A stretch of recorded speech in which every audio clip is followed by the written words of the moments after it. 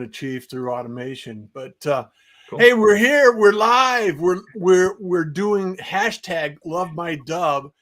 Rob and I were having a conversation, and I thought, why don't we go live? It's one of those things. It's like, who knew it?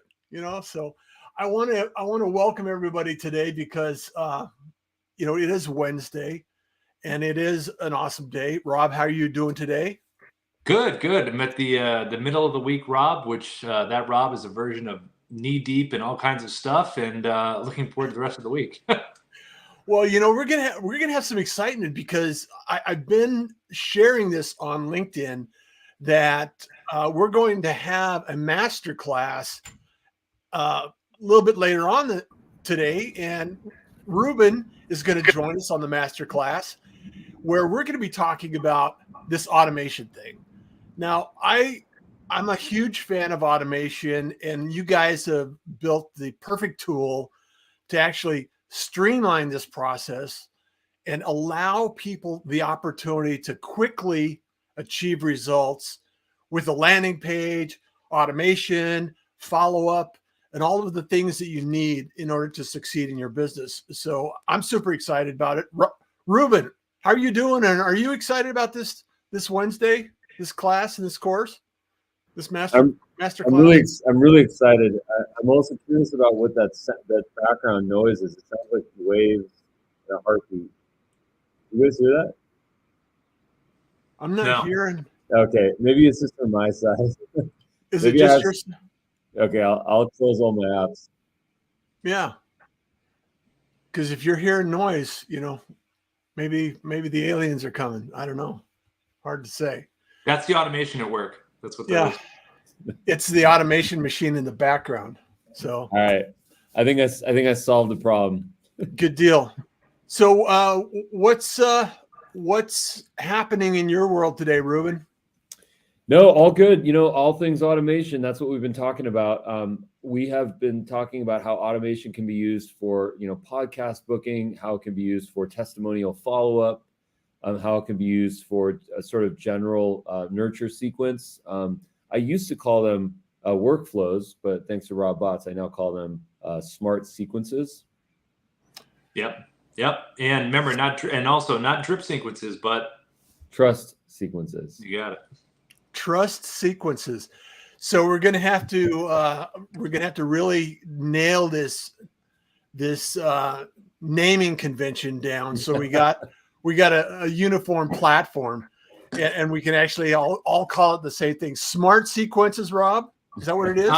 Yeah, it just kind of like comes from the fact that if you send a video to somebody and they take an action, well, how smart is it to take an action from them taking action? Like, you see something, you gotta act. So it's a smart action. It could be a phone call, it could be a text message, it could be another video. Just take an action and make it smart. And you're smart because you're seeing what they did. So it's a smart action. And then as far as the drip sequences go and things like that, instead of, drip for me, just, I don't know, it doesn't really sound that great. I think a trust sequence sounds better because you're sending them a bunch of messages and you're building that trust. So, yeah. I love that.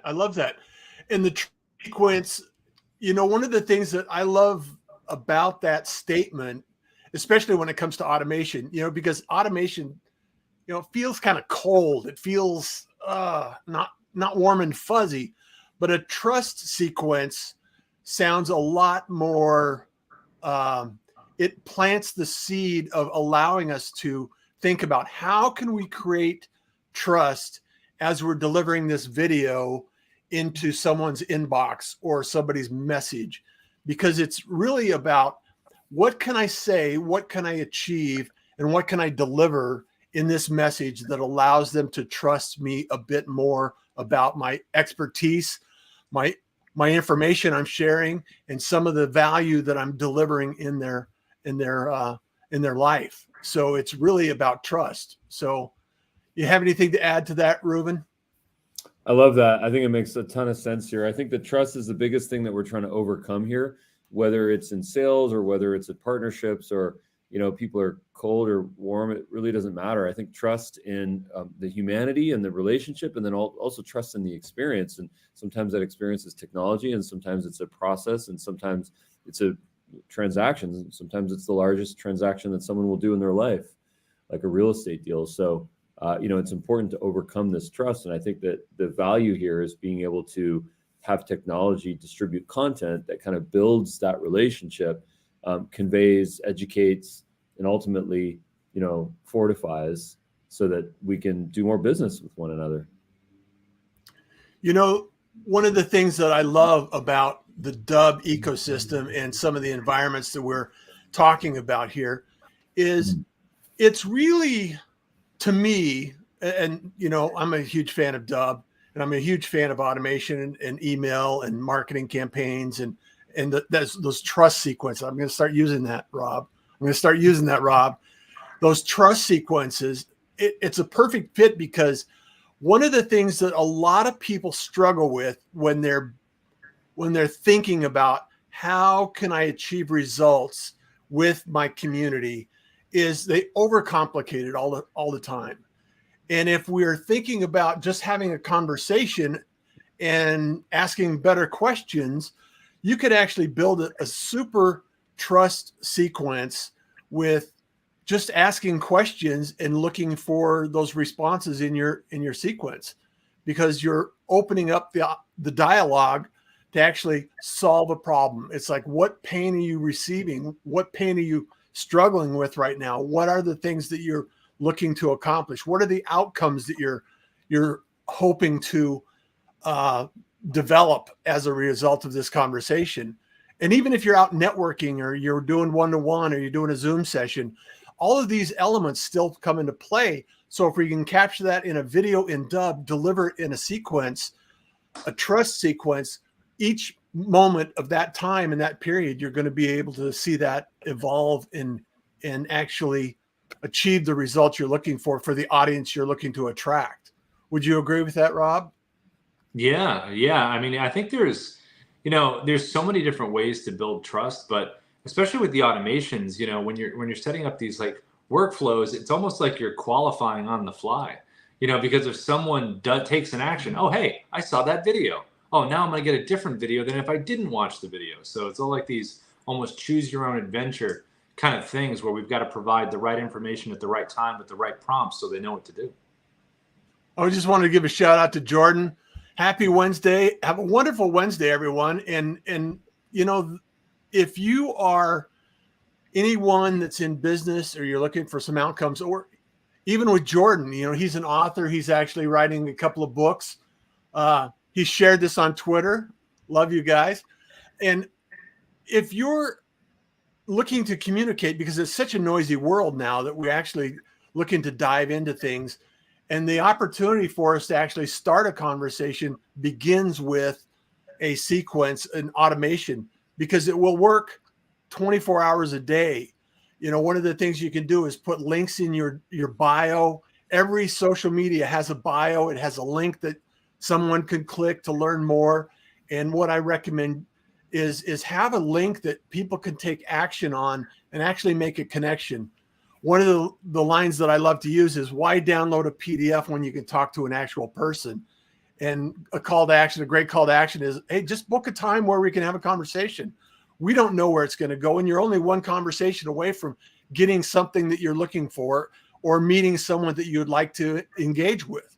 So the reality is once you keep that simple, keep it super simple, the KISS principle, keep it super simple and just take a few steps, build a trust sequence, automate that with Dubb, and make sure that you're having an opportunity to make those conversations take place. And I know, Ruben, you are such a pro at this. And I know with the mobile phone and being able to take action on this, you've accomplished some major goals. So maybe you could tell us some stories about that. Well, I think that my experience with building automation has come specifically from, I would say there's probably three ecosystems that I've worked through. Number one is HubSpot. Number two is ActiveCampaign. And then number three is Acton. I'd say I have the most experience with those three platforms. There's a couple other smaller ones I've also worked with, like Agile. I've worked with some integrations to Salesforce as well. And generally speaking, building automation is not an easy task. It takes a lot of effort. There's a copywriter, there's a graphic designer, There's the demand generation person. There's a technical person that kind of has to build this stuff. There's someone who has to monitor it and sort of maintain the whole program. And it's not an easy task. And what we sort of realized was that if we strip away all the unnecessary components to this, we can actually end up at a really great place that ironically and paradoxically has the least amount of time to produce and the most amount of impact. And there's not a lot of things in life where you actually get that, where you can spend less time doing it and then get a better result. Most of the time you spend more time doing it and you get a better result, right? In this case, because you're recording videos, because you're speaking directly to the camera, which is directly to your end user, you're building that parasocial relationship. They feel like they can trust you, back to that idea of the trust sequence.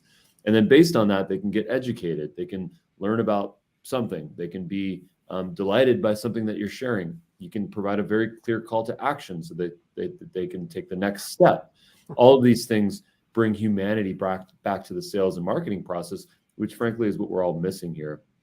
So build your automation sequences based on a video first strategy and watch how much time you save and watch how much money you make. It's really simple. We've done it thousands of times now, and we will continue to evangelize it. Well, you bring up a perfect point, Ruben, because as a nerd in the herd and someone that's been involved in, web development and email marketing and campaigns and automation for years, I often forget about how much I've learned as I've stacked these skills up over time. And it is complicated and it is overwhelming for someone that is not engaged in that process. And the last person that wants to deal with technology is a sales individual that is looking to achieve results. Yeah. They're looking to, make those connections. They want someone to trust them that they're going to deliver the results they're going to deliver. And they really want to make sure that they don't have a bunch of things holding them back in achieving results. And there's times where video feels like it's taking more effort.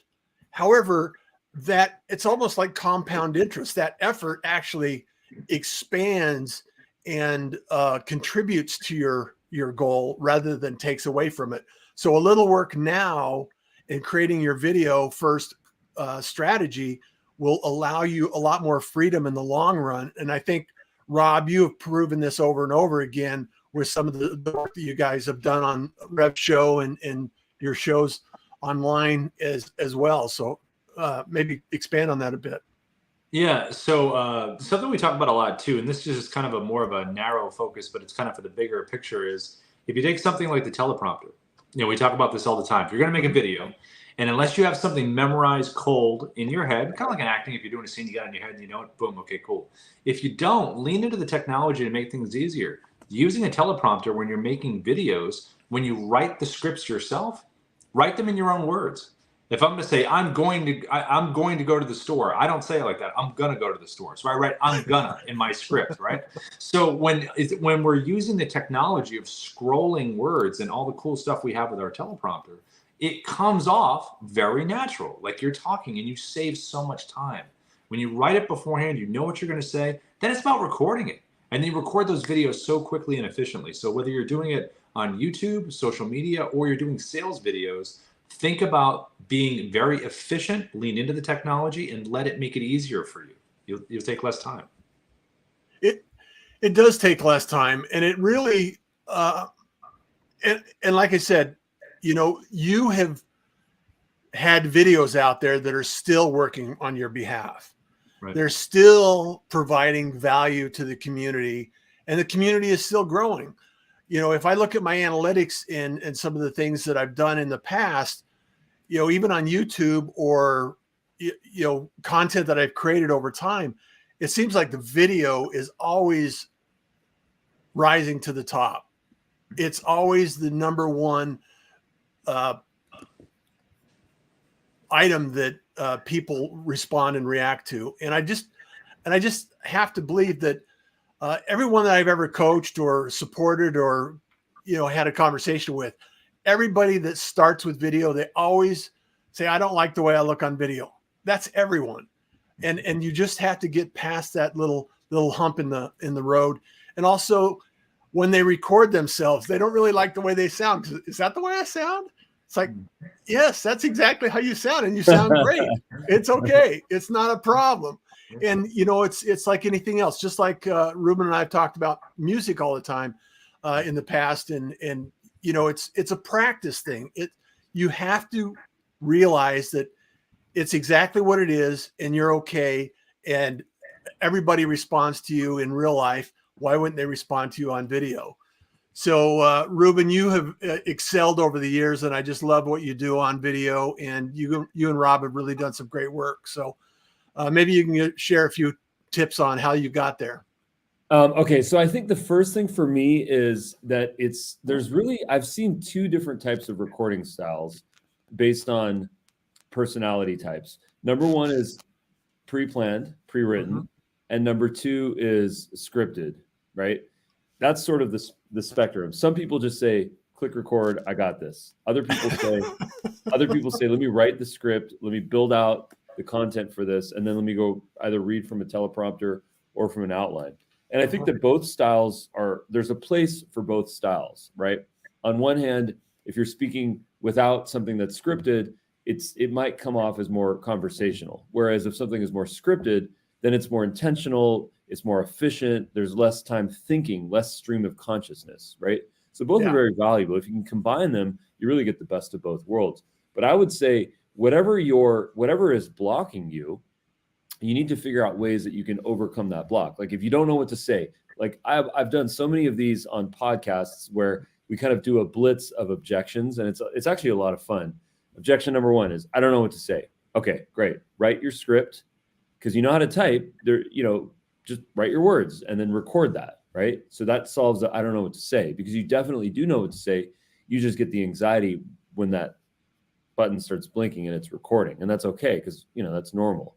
The next one is, I don't feel comfortable being on camera, where that's just a repetition thing. You got to do it like 100 times. I didn't feel comfortable on camera until I recorded probably my 100th video. I mean, I have a trash can, some virtual trash can in the cloud somewhere, like 100 videos that I recorded, and I just threw them away. And I think the way that I got to my comfort zone, and I'm not always there. I mean, sometimes I'm uncomfortable. Rob has seen that so many times, but I sort of found a way to say, let me just try to emulate someone else that has a style, and then let me try to use that, and then eventually I found my own, because I didn't want to just copy someone else's style. And I think that when I started this was when a lot more voices were getting on the internet. Back then I think it was kind of Facebook and YouTube, and I was starting to just get my comfort. So I think a lot of it is about just follow people that you like and start to find a voice that just comes out naturally, and then eventually with repetition it's going to be authentic. The next one is, I don't look good on camera. Well, that objection we hear a lot. I don't sound good, very similar. A lot of those is just in your head. I mean, you dress up in the morning, you put your clothes on, you do what you got to do, you present yourself, and you don't have any confidence issues, especially if you're in sales, because you're an extrovert, you're meeting with people. But the second the camera comes on, all of a sudden something triggers, and that a lot of that comes from trauma. A lot of that comes from voices in our head, stuff from our childhood, stuff from our adult life.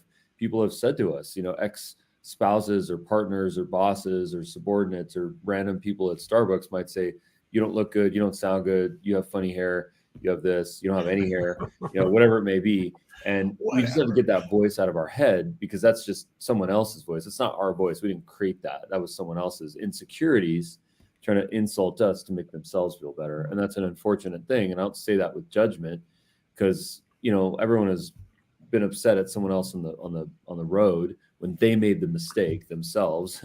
But at the same time, we just need to remove that from our universe, because it's just not relevant. Our purpose is to help others, to convey stories, and to get all those voices out of our head. Russ, Rob, what are some other objections that you guys have heard? I don't want to do videos. I don't want to do automation. Like, what have you guys heard? I think if we address those, we can sort of help a lot of people, I think. Russ, what do you got? You go first. I'll go first. Okay. So one of the things that I've been challenged with for thousands of videos, literally thousands of videos, I still have the ums and the ahs and the hesitation in my cadence, and it comes out on a regular basis. And one of the things that when I listen back on other videos that I've done in the past, I noticed that, and it at times bothers me. And I think on the other side of the equation, it's my personality. It's the way I talk normally. And and some people just say, spit it out. What are you saying? What are you trying to say? Because I'm thinking in my head, faster than I can talk, or, the cadence, it's the rhythm. It's like, okay, I'm thinking about something and I'm thinking about something else and I'm trying to get it out.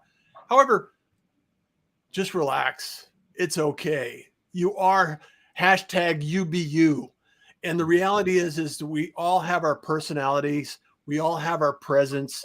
And like Ruben said, once you understand that that's what you can deliver, and that's what people are resonating with you, and that's what you can deliver to the table, you get much more comfortable. You feel at ease, and you kind of relax a little bit. And for myself, there's some ideas I have. I might jot down some bullet points about things that I want to cover, the topics that I want to share, and some of the ideas that I want to communicate. However, if it's not perfect, it's not perfect, and it's just the way I am. And once I accepted that, life became so much easier. So, yeah, that's a realization. I don't even see that as an objection. I think that that's just naturally the process. I think that there's some. I don't know if you guys know who Rupert Spira is. He's a spiritual leader. He's written some great books like Being Aware of Being Aware, and he will download information in real time in a YouTube video in one of his meditational talks. So someone will ask him a question, hey, how can we be more calm in difficult moments? And he'll take like 2 minutes on a YouTube video. Of course, these are like live symposium style meetings, so that there's a room full of people. So maybe it's more appropriate there because people are meditating and it's kind of chill. But it's kind of interesting to see on a YouTube video because what he's sort of doing is accessing information and breathing and meditating and being mindful and trying to be the most intentionally possibly can with his response. And it's really interesting to watch. I don't know how much we can do that on YouTube. Just having 2 minutes of silence as we think. Well,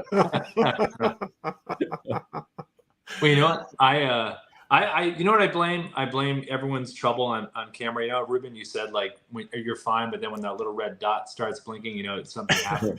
Yeah. Why don't they change it to green? Why was it red? Red always means stop. Red means trouble. Red means not good. Red means in the red. I mean, like, why did the person who came up with the record button make it red? It should have been green for go. I mean, like, it's ridiculous. I have a theory on that. So. My theory on that is that when the red button was invented in the digital era, there was a scarcity of film, of media, right? So it's hot. The camera's hot. You're spending money. But it's coming from a bad space. It's coming from a pressure-filled, Scarcity, not comfortable space. Yeah.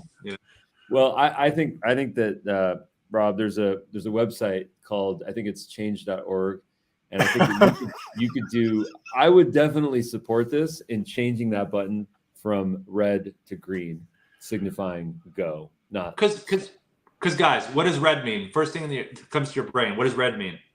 Stop. So okay, I want to record a video. Wait, stop. It's like, no, I want to see green for go. I mean, it's ridiculous. Yeah. Well, once we master the trust sequence from drip sequence, then we can go from red to green. Okay. Man. Nice. I actually have am I able to share my screen here? I can actually share what a trust sequence looks like. Yeah. If that's okay. Sure. Yeah, you bet. Okay, so let's just take a look here. Can you guys see my screen? Can you see sort of a workflow here? Yeah. So one of my favorite things to do, just a quick side note, is I love one of my oddly satisfying things to do in life is to organize workflows where I actually kind of align them. Some of my OCD comes out where I make everything either, S-shaped or just linear from top to bottom. But this is really the premise of a workflow. First you want to set it up. You want to title it. In this case, this is scoring a lead. And in this case, if a CTA is clicked on a video landing page, which I can actually pull right here. Oh, here's Rupert Spear, actually. I mentioned him before. I recommend checking out his stuff. And I'll bring up a video in just a moment to show you what that looks like. But if the button or the CTA is clicked and it is titled Learn More About Dubb, then what happens is there's a trigger that happens. So what happens is a notification is triggered on the back end, a CTA button was clicked, and then there's a task that gets created to follow up with that person. So the reason why this is extremely valuable, this is extremely simple, but imagine if while we're sleeping and someone's watching our video, okay, and they click on a button to learn more about us, like this one of these right here, then we get a task to pick up the phone, to give them a phone call. How powerful is that? And then if you want to take it one step further, what you can do is you can actually send an email. So now let's go ahead and send an email of a drip, a trust, right? And that just basically looks like this. Let me see if I can show that to you, what that looks like. And that just basically has a nice, in this case, it's a nice thumbnail. This is a video. This is a 13-minute video, so it's kind of long. And it's a nice, attractive subject line. This can also be an SMS. And then boom, submit. Now that automatically gets, and then let's do our OCD organization thing. This automatically triggers. So just think, I think everyone should just take a moment to think about how powerful this is. You have a video out on the internet. You sent that video to one or many people that are in your direct audience. Those people are consuming that video. They're watching that video. Okay, they're learning about you. It's like they're seeing you, right? You've effectively cloned yourself. They've raised their hand in some capacity. They've clicked one of these buttons. They fill out a form. Something has taken place, and then you get a task notifying that you should follow up with them, and an email or SMS or both gets sent to them, and it says, "Thank you so much for your expressing your interest.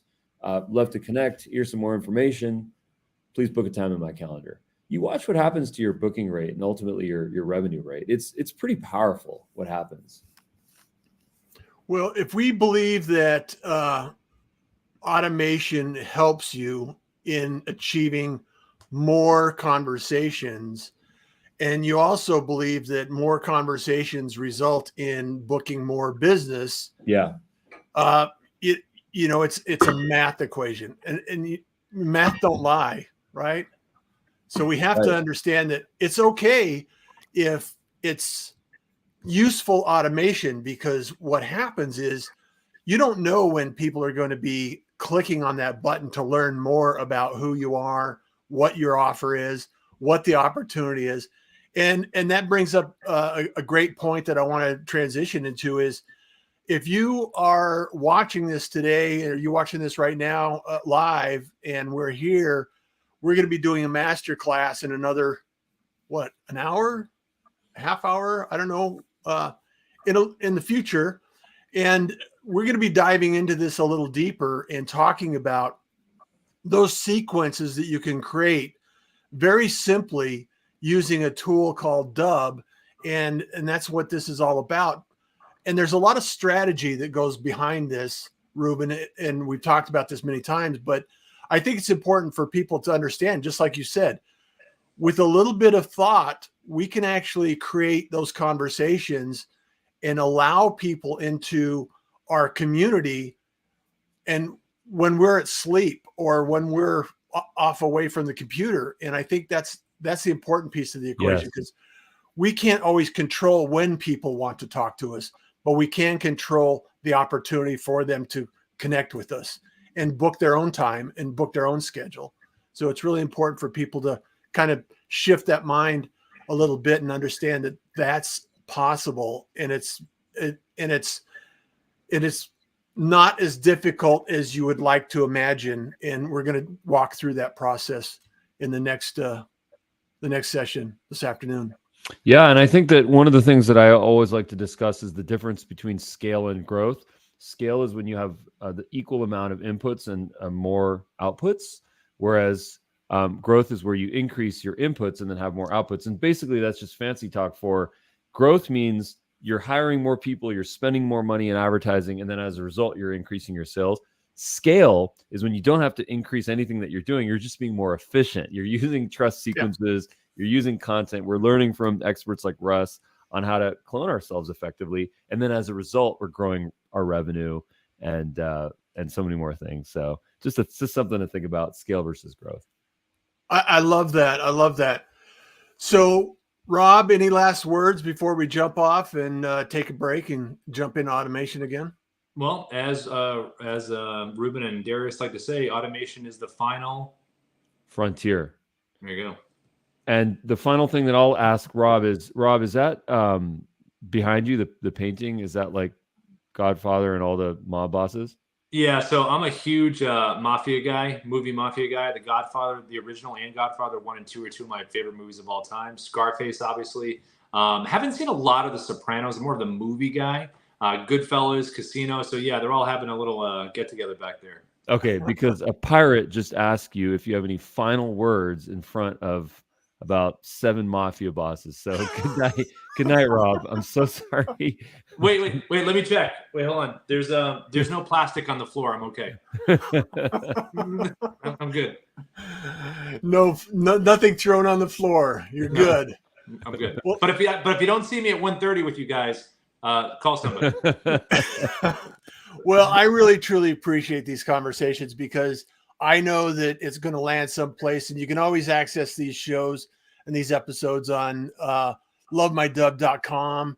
Go to the Love My Dub show Love My Dub show and play the previous episodes, and you'll catch some gold because there's always nuggets of knowledge and some things that you can learn from these conversations that we have every week. So I thank you guys for being here. Thank you, Rob. Thank you. Really appreciate you. And until next time, every Wednesday at 1:15 Mountain Standard Time right now, 12:15? 12:50 Pacific. Yeah. So stick around and have an amazing day because, kindness is cool and smiles are free. That's right. And we're all here about the trust sequences. So we're going to be sharing those with you in the future. All right. Thanks so much, guys. Take care. Thanks, Rob. Be well. Be in touch. And we'll see you next time.